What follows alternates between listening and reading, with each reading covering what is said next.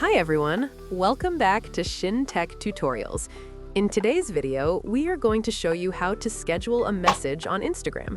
This is a very useful feature if you want to send a message later, manage conversations for your business, or make sure you don't forget to reply at the right time.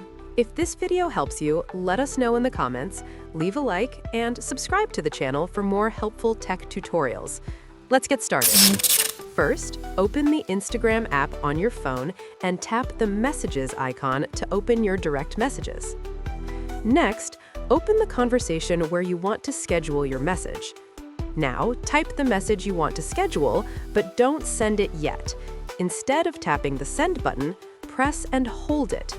This will open the Scheduling Message option.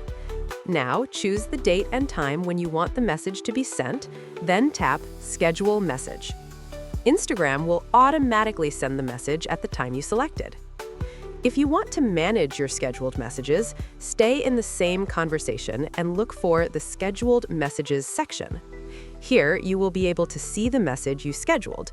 If you press and hold the scheduled message, a few options will appear.